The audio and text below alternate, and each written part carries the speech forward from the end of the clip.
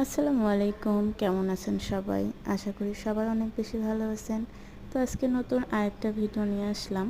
আজকে আমি রান্না করব কাঁচকলা, আলু, মাছ দিয়ে ঝোল। তো আমি কাঁচকলাটা কেটে হলুদ দিয়ে মাখায় রাখছি। হলুদ দিয়ে মাখায় রাখলে তরকারিটা কালো হয়ে যায় না, কারণ কাঁচকলা তো এমনিতেই কেটে রাখলে কালো হয়ে যায়। এই জন্য আমি হলুদ দিয়ে মাখায় রাখছিলাম। তো দেখতেই পারবেন যে কালারটা কেমন আসছে। সো চলুন রান্না করি।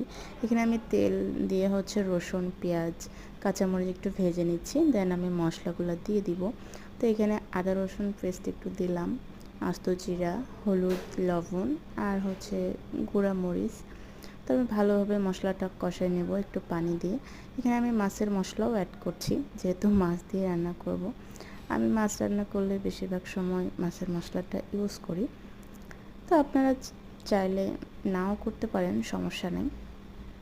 তো দেখতেই পাচ্ছেন কালারটা অসাধারণ, তাই না? তো আপনারাও এরকম করতে পারেন যে কাঁচকলা হলুদ দিয়ে মাখায় রেখে রান্না করলে তরকারিটা দেখতেও ভালো লাগে, আবার খেতেও ভালো লাগে। সো এখন আমি ভালোভাবে এটা কষাবো। একটু পানি দিব, দিয়ে কষাবো। দেখুন আমি কতটুকু পানি দিয়েছি, এটুকু পানি দিলে এনাফ, কারণ কাঁচকলাটা ভালো সেদ্ধ হয়ে গেছে এইটুকুতেই। তো আমি এটা ভালোভাবে কষায়ে পানি দিব অল্প পরিমাণ, যেহেতু কষাইতেছি সেদ্ধ হয়ে গেছে, তাই এত বেশি পানি দিব না, অল্প পানি দিব।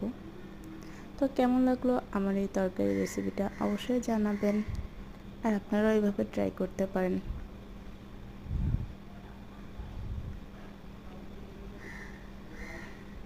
অসাধারণ খেতে হয়েছে।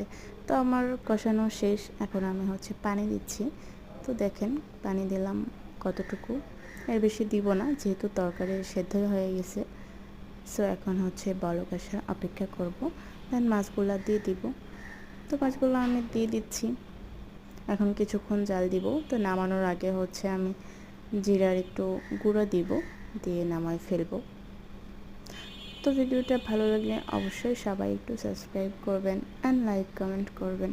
তো এখন আমি জিরার গুঁড়োটা দিয়ে দিব, দিয়ে কিছুক্ষণ পর নামায় ফেলবো। সে পর্যন্তই।